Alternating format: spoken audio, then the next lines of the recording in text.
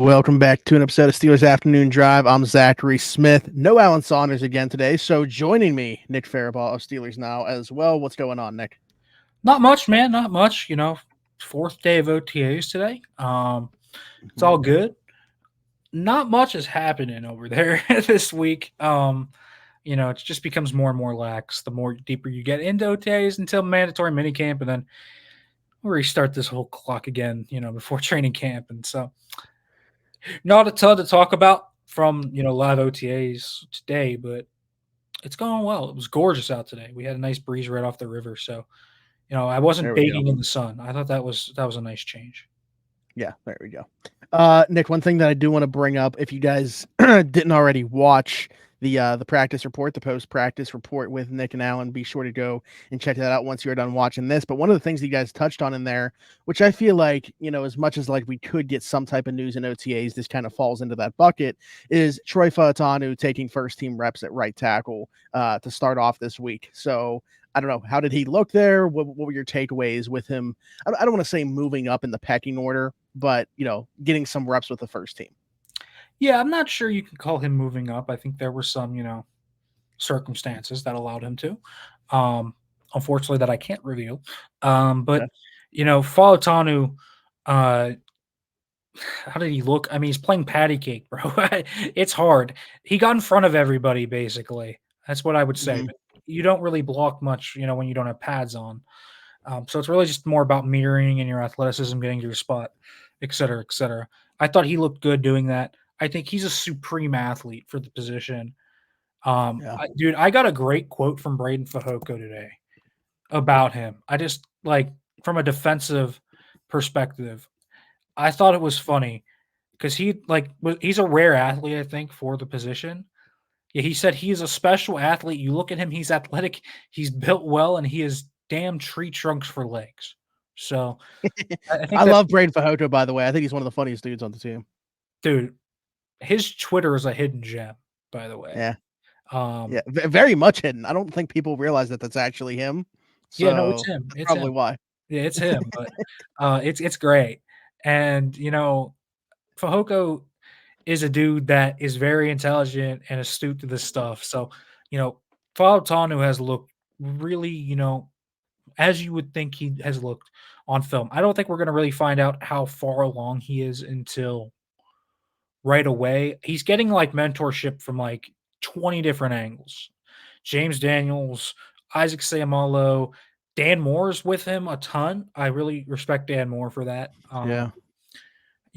Broderick Jones and Spencer Anderson, who are second year guys, are helping him as well through his second year experience because they have that rookie experience most recently. So they're helping him.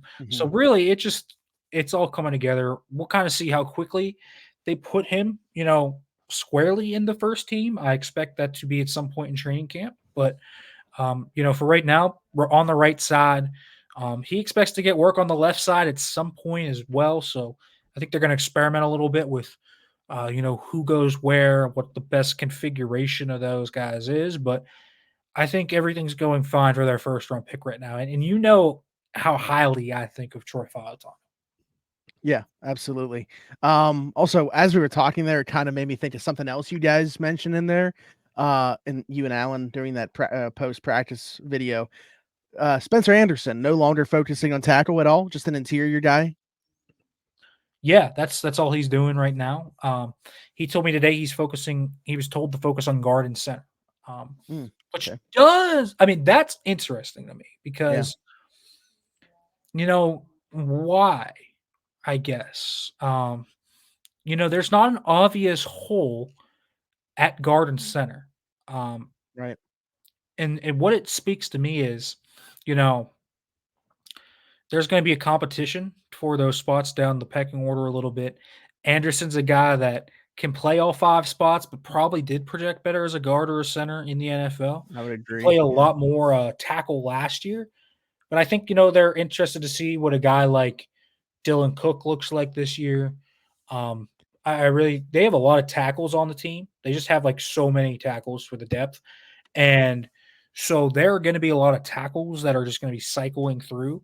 There's not as many interior guys down the depth chart, so it's probably a way to get him in. But I'm kind of interested to see kind of where Anderson goes from here, because the guard room right now it feels pretty congested, right? I mean, you have Yeah. Daniel Sayamalo, McCormick, Herbig, Frazier's at center. There's just a lot of guys Mhm. that feel like they're going to make the roster already. So I'm interested to kind of see what the plan is with Anderson. Well, that's why it's interesting to me is because theoretically you would think, like, I think Dylan Cook has the inside track to be the backup right tackle, but with Dan Moore being a guy that's only going to play on the left, theoretically there could be a little bit of competition there on the right side. Sure. Sure, there could be, right? If the week one starters are Broderick Jones at the left and Fautanu at right, which I think Mhm. it will be. I know that, last week everyone got up in arms about, Morse on left, Broderick on right, and Broderick kind of switching back and forth between both. I think eventually that's going to be what ends up happening. Where what actually, I guess, you can throw Broderick on whichever side. I think they're going to experiment with it and see who plays best where. I just think they're getting Fautanu kind of acclimated to the right side first because they want to have that versatility. But I do think it's very possible that you have, you know, those two starting, Cook as the swing, and then Moore as an exclusive left. And so that throws wrench. I know there's been kind of theories about do they trade Dan Moore? I don't know. I guess it's possible. Maybe they feel comfortable enough with Anderson's work at tackle that they just want to get him fully situated at guard and center. But it was an interesting move because as we've kind of said, it just feels like the interior is pretty well set. I don't think there's many questions about who's going to make the roster on the interior. You're going to have Frazier, you're going to have Samuel, you're going to have Daniels. McCormick's going to make the team, and then you would assume the swing backup at all three spots is probably Herbig. So where's that leave Spencer Anderson? Yeah, absolutely. That's I Maybe it mean, makes Herbig a trade candidate. Maybe. yeah. Well, that's what I was gonna bring up is Yeah. I wonder if it does, put some doubt into his status on the 53, not because they would cut him. I don't think that they would do that. Like I think he's going to be if anything traded. That definitely crossed my mind as we were having that conversation as well. It's possible. I don't know. It's possible. I don't know. I guess we'll see where this ends up. They did trade Kendrick Green and Kevin Dotson last year. Yeah, right. Maybe they end up trading, Herbig or more or both. We'll see. I think that's conversation the more we kind of see it develop throughout training camp. But for right now, it's interesting to move him inside because it feels like you have a pretty set group of interior players right now on the offensive line. Yeah, I would agree. Nick, anything else with the offensive line before we get into some questions? No, I think that they're just going to take it slowly. We reported not only did Fautanu take second team reps at right tackle last week, but Zach Frazier took second team center reps. Mhm. Guys, it was the first week of OTAs.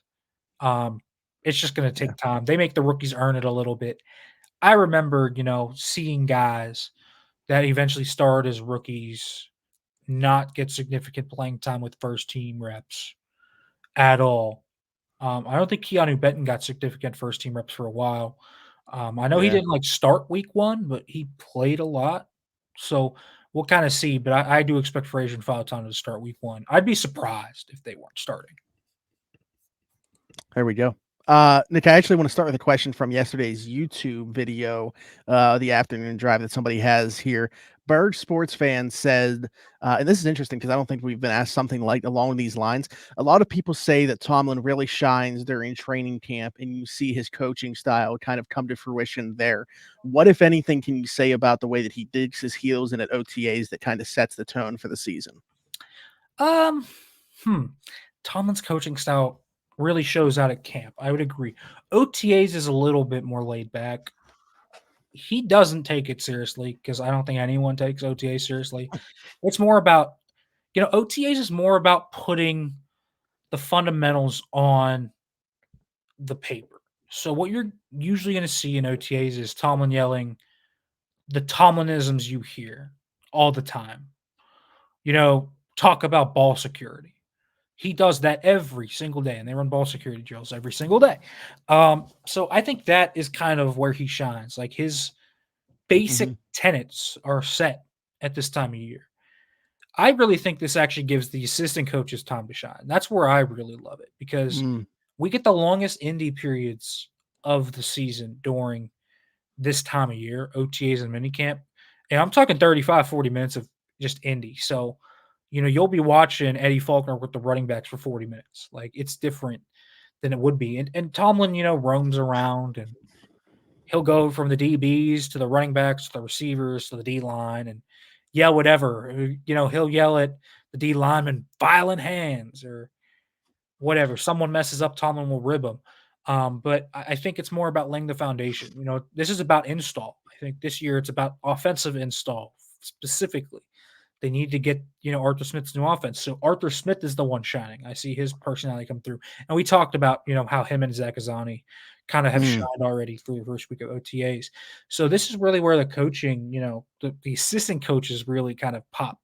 And Tomlin does what Tomlin does. But I think when we get Latrobe is when you hear Tomlin really start to chirp in a good way. I just think that's where Tomlin shines because I think he loves the intimate setting of Latrobe.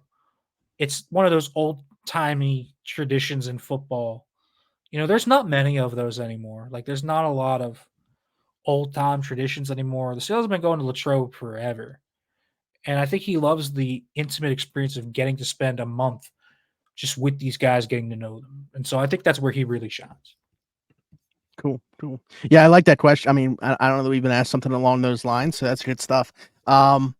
Noah says, do you think that it's possible for the Steelers to feature Fields in a similar way to Taysom Hill, bring him in for select RPOs, design runs, etc., not so much the receiving stuff? Well, I'm certainly sure that he can shine in the run packages. Now, I don't think they're going to go completely Taysom Hill with them because Taysom Hill is like a receiver and a special teamer. I don't see that in Fields' future, but could there be design quarterback run packages? I think there could be. I think Arthur Smith has been so good with the QB run game in his career with guys like Mariota. We've even seen Desmond Ritter, who I think is athletic, but certainly not the athlete Justin Fields is, really pop on QB runs. So I do think it's going to be a weapon that they use. I'm not sure I would use Taysom Hill as the comp there. It's Well, hard. right, because I mean, we saw even in Tennessee with Arthur Smith when he had Tannehill and Mariota. Like that would probably just be a way to look at it as the Yeah, Mariota role. I would agree with that. So I think quarterback run design stuff sounds right. It sounds like they need to because Fields is an absolute weapon with the ball in his hands, and he's one of the most elusive rushers in the NFL. So I feel like you'd be doing yourself a disservice not using Justin Fields at times.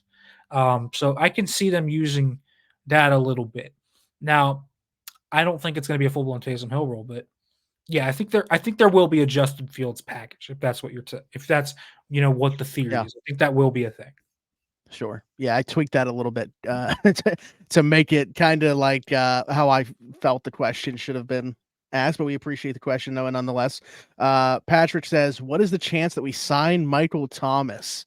I like this, Nick, because Steelers Now is the one that put out the original interest potentially in reaching out to Michael Thomas. To me, that seems like I think they're just doing their due diligence, touching base with him, and that could be like a major fallback option. If they get past all these guys and they get into training camp, they just don't like anybody that was cut from another roster. They don't like the trade options available. Maybe they just, again, touch base with Michael Thomas and see where he's at and bring him in. Like, I think he's not very high on the rankings here if I'm going down in order of guys that I think are realistic options for that. Yeah, I think he might be the last one. Like, Yeah. I don't know. Who's the last on the list of likelihoods? Him or Juju Smith-Schuster? Probably, like, one of those. I don't do you just because of like looking for you think it's got to be somebody that plays on the outside that they add, right? I I imagine, mean, right? so Like, like I maybe Hunter Renfro's lower, but yeah, Renfro's like a pure slot. I could see that. yeah, Listen, dude, like, Michael Thomas is fine. I mean, you can certainly argue he's better than Van Jefferson and Quez Watkins and Scotty Miller. I don't think that's a hot take, mhm. even where he is now with, coming off the ankle injuries and all those injuries and what he kind of does as a player. But I think we've talked about it all along. the goal for them is to trade for someone. I think they want to Oh, trade for someone. I mhm, don't think this is particularly a secret that they wanna trade for someone. I think it's actually pretty clear that they wanna trade for someone, Smitty. They've talked to so many guys, so many teams about trading for someone. mhm. And as I've mentioned so many times, I just don't think the guy is there yet. I don't think the market is there yet, for a true blue easy trade candidate. Everything that you have is related to contracts, just something that's gonna take time. Post June 1st things, like, whatever. Yeah, like in another week, we could be having a different conversation. Yeah, it could be different, but, I'm circling, that second tier of guys, the Cortland Suttons, the Darius Slaytons, the, um, Jawan Jennings types. That's kind of where Just I'm talk at. Derek and I just talked about Jennings yesterday. Like I if think San Fran's not if they're gonna pay Ayuk, which I think that they should do, and then try to move Debo after this season. So, go into this year basically running it back with the same group, try to win a Super Bowl, and then I would move on from Debo after you've paid Ayuk. You got Ricky Pearsall. I mean, to a lesser extent, you also drafted Jacob Cowing, who will be a fine addition to the room. But like something's got to give there. And like Jawan Jennings, more than capable of taking on a larger role somewhere else. He's also not been at OTAs along with Brandon Ayuk. So I don't know if something's got to give there and it's not Brandon Ayuk on the move. Maybe we've been talking about the wrong 49ers receiver this whole time. it's possible, and he'd be a beautiful fit in Arthur Smith's scheme. So I think it could make so much sense. He could be that Z insert guy that comes in, just pounds a safety, et Yeah. cetera. He's one of the best blockers in the game from that I was perspective. just saying Zani would love him too. Like, I mean, Yeah, yeah. he brings the heat, man, and I think he's got more upside to extract there, because I just think there's so many weapons in that 49ers room that just get the targets. McCaffrey, Kittle, Debo, Ayuk. There's just so many guys that just get the volume that he's kind of left by the wayside a lot, and that's And been now a good. first round pick in Ricky Pearsall. Like what Yeah, I just something's got to give. now listen. I mean, I can understand if the idea is you trade Debo, sign Jennings and Ayuk, and your three are Ayuk, Jennings, Pearsall. It makes sense, Mhm. but I also think a contract for Jennings is going to be a nice little chunk. And so I think that would be a really good trade for the Steelers, because I think Sutton, his next deal, the deal he wants, is going to start with a 2 per year, like 2-0, 20 million or more. I think Yeah. that's where it's going to start. Nico Collins just got $24 million from the Texans, like literally like 10 minutes ago. I don't think he's going to Oh, go that high, okay. but I do think Cortland Sutton is going to go 20, 21 a year. I think I would have questions about paying him that much when you can get Jawan Jennings for significantly less, maybe a third of that. So I just think, you can get a really good cost controlled wide receiver that could be a supporting role guy, and you could still pay George Pickens. I think that's the other thing, right? You don't want to, if it's not Brandon Ayuk, if it's not an elite wide receiver one, you don't want the contract of the other guy to impede you from extending George Pickens, because he's going to need a contract next year. And so that is something I think you have to put into consideration here. I think Jennings and Slayton both do not impede on that ability. Yeah. Absolutely. I don't. We had this conversation yesterday, Derek and I did. Jennings is probably like if you consider that somewhat realistic with their situation, that would be my top guy. But it's probably worth having a conversation now. And you maybe just gave us a segue there with Nico Collins getting paid. There's got to be a guy on their way out in Houston, right? I mean, they've brought in every receiver under the sun. Like Yeah. they can't all make the team. Yeah. I mean, it could be, John Mechie or Robert Woods. Could be a lot of different guys. So I think we'll kind of see how that plays out. But I think there will be candidates to add to that room. And I do expect them to add someone at some point. We'll just see Mhm. how high it ends up being. How high is the cloud they shoot for kind of going to be. Yeah. Noah Brown, who was a free agent that Houston brought back, I would have loved if they would have signed him. But speaking of receivers, that's kind of where people are going with their other questions. It is going to happen every day, I feel like, until we sign one. Would the Steelers wanting to feature Muth as a vocal point impede them going after a DK or a top flight receiver that could possibly inhibit his targets? I think that's interesting. I think Freiermuth has a set new rule where he's going to be a guy that does a little bit of everything. Like, he talked about being really excited with me about how he gets to play outside now, like on the Yeah. boundary, and not be a decoy. Mhm. Like, he will be a legitimate target. He's going to run slants. He's going to run digs. He's going to run more up, vertically than just seams. He's going to run posts, flags, etc. So he's going to become kind of this different weapon. And so, of course, if you get an Ayuk, a DK, whatever, that's going to eat into someone's targets. So, is it going to inhibit Muth from having a significant um, kind of role? I don't think so. I think he's set for a pretty big role regardless of who they add.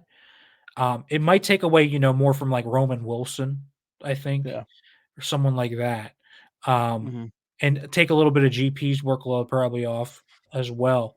But Muth probably will have some of it eaten into. But even if they get a receiver, I think he's like a big part of their plan this year out of 12 personnel, and I think he's going to be a big red zone target for them too. So I'm expecting Freiermuth to get significant workload.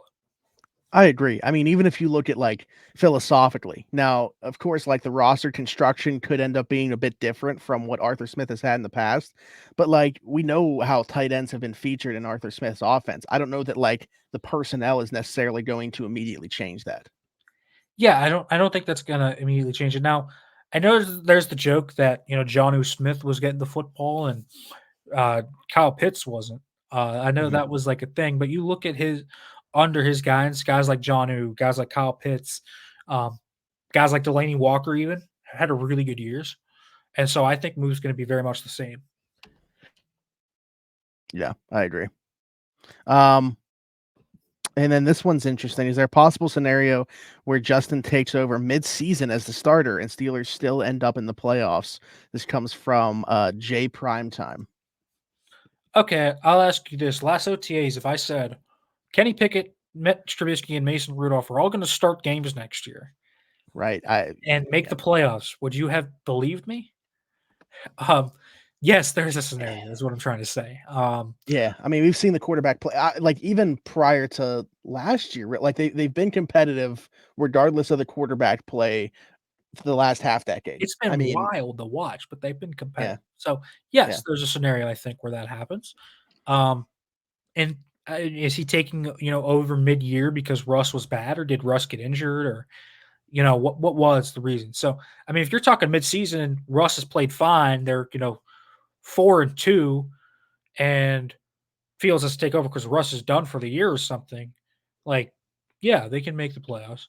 Um, if he's just getting benched, I don't know what it's going to take for Russ to get benched. If he's a starter out of camp, whatever. But I do think there's definitely a way for it because I think Fields, if Fields starts, he's going to add a different dimension with the ground game.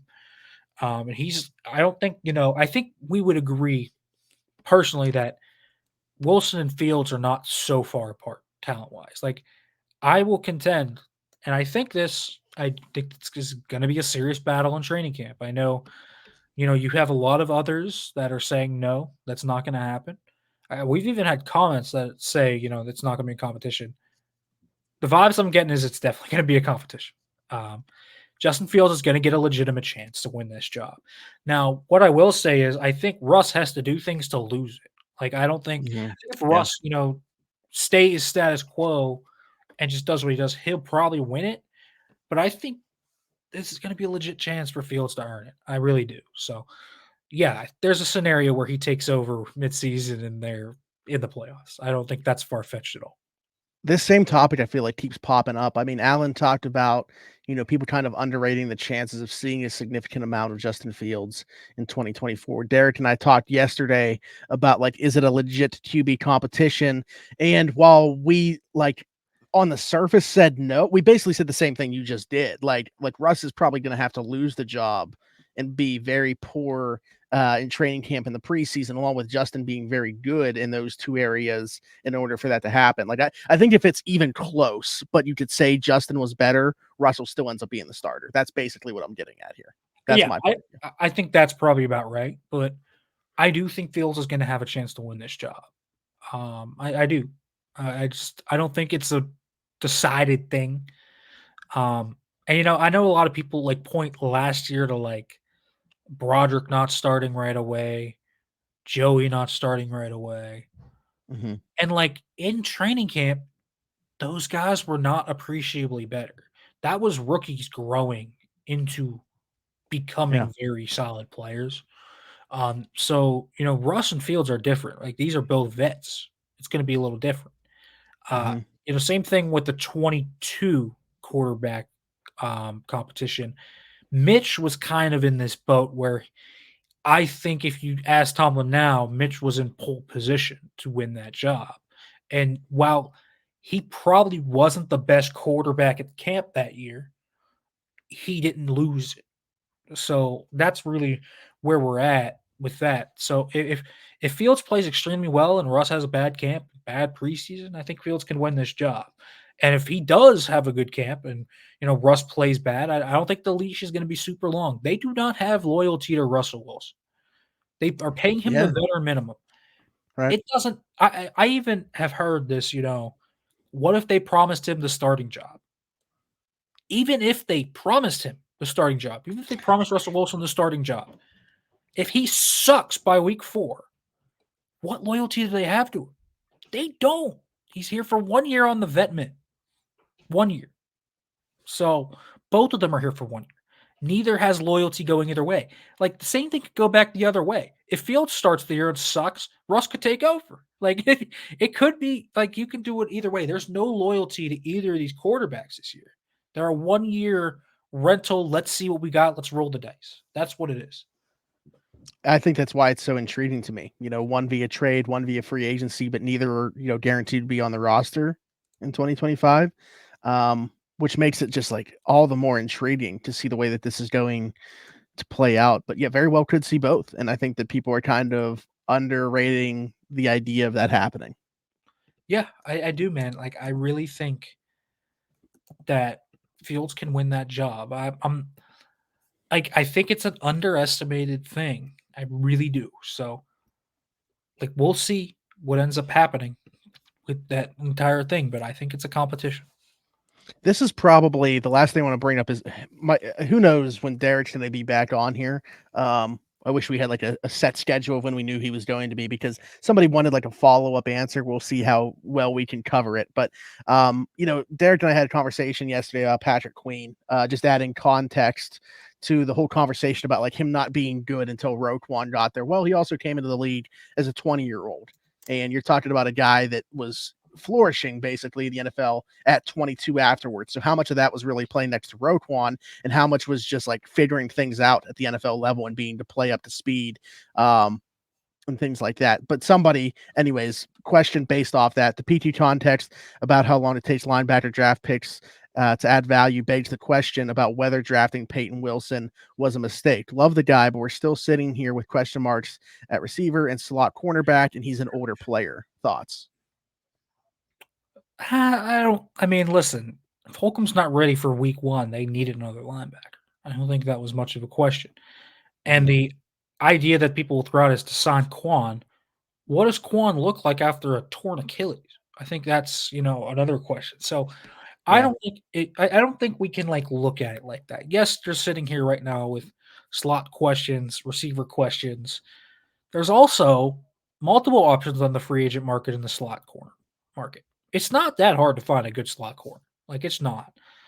Like last year they had Desmond King. I know that didn't work out, but clearly, like, I mean, he started games for the Texans. So clearly, he was good enough. Mhm. They could find guys there, whoever that is, Cam Sutton, whatever. They can split that role into 2 things. It can be a pass down and a I run nickel. I They've done thought that. about this even with, and I don't want to take away from the idea of Beanie Bishop winning a job here or Josiah Scott. But I thought about what you just said with splitting the role up between Cam Sutton and bringing back Shannon Sullivan, who I didn't think was that bad last year, and people didn't talk. I think people not talking about him was a good thing. Yeah, I think that's part of it. I don't, I think that they also have to plan for the future. Atlanta Roberts is not contracted past this year. Cole Mhm. Holcomb, if he doesn't play a ton, doesn't look like the same guy, could be a Yeah. cap casualty. There are different ways to look at it, but I think Yeah. Peyton Wilson fills a future need and a now need because I think he's such a high upside player.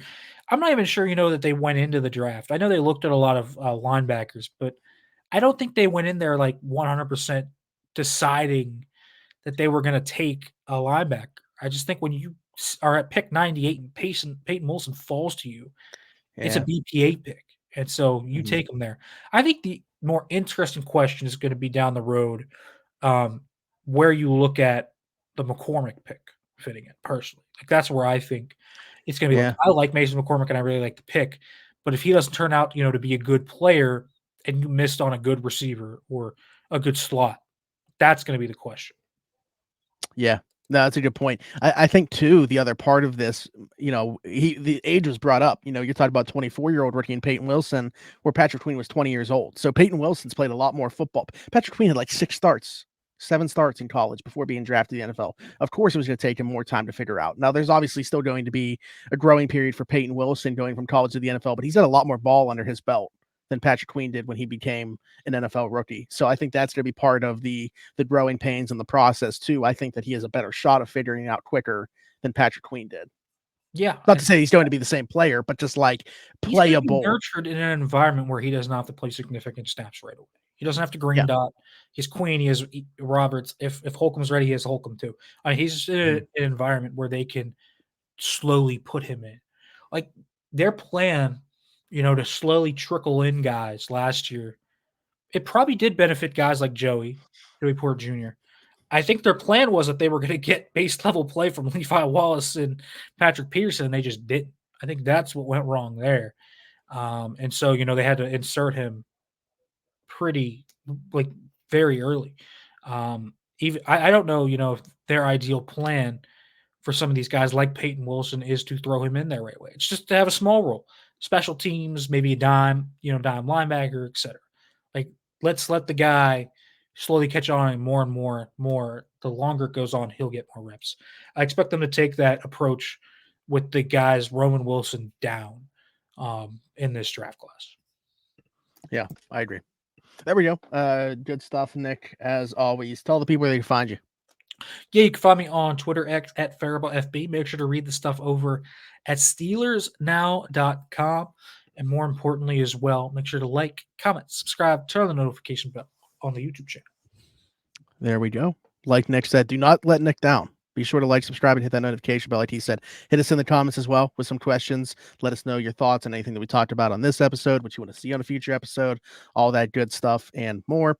Leave us a 5-star review and subscribe if you're listening somewhere else, Apple, Spotify, wherever you get your podcast from. You can find Steelers Afternoon Drive over there. And you can find me everywhere at Zachary Smith, PGH. For Nick Farabaugh, myself, thanks for jumping in. Take another ride on the Steelers Afternoon Drive.